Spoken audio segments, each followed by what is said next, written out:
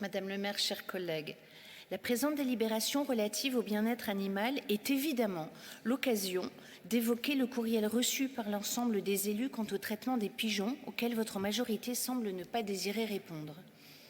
Rien de neuf à cet égard, puisqu'à notre grand étonnement, nous avons découvert que l'association requérante avait été contrainte de saisir le juge administratif pour recevoir des documents dont même la CADA n'avait pu obtenir la transmission.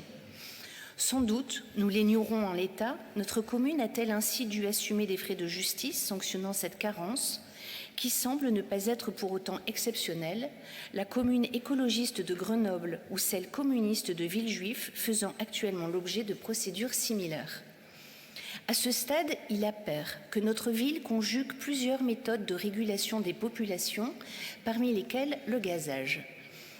Des pigeonniers ont été installés qui peuvent permettre la localisation des pigeons en vue de leur stérilisation par diverses méthodes douces, mais n'ayant pu obtenir aucun document traitant de leur entretien, l'association requérante présume qu'ils ne sont plus fonctionnels.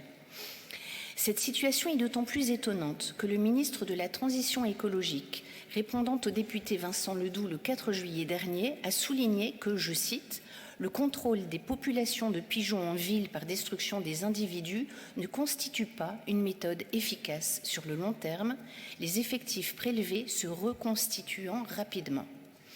Deux méthodes semblent devoir être privilégiées si on vise l'efficacité, l'implantation du faucon pèlerin et la stérilisation ou suppression des œufs.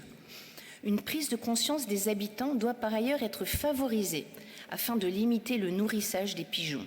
À cet égard, les ambitions doivent probablement être mesurées, la sympathie naturelle qu'attire le pigeon, hormis lorsqu'il défèque sur le président Hollande pendant une manifestation publique, attirant naturellement l'empathie des cœurs sensibles et généreux. Quoi qu'il en soit, le contrôle de la population des pigeons est une œuvre de longue haleine qui nécessite des objectifs réalisés et chiffrés. C'est tout simplement à ce sujet que nous aimerions vous entendre, confirmant ou infirmant la poursuite de l'élimination par méthode létale et si le gazage est conservé, nous précisons la part de chacune des méthodes utilisées et nous indiquant dans quel délai vous espérez pouvoir renoncer au gazage pour ne plus recourir qu'à des procédés jugés efficaces à long terme. Je vous remercie.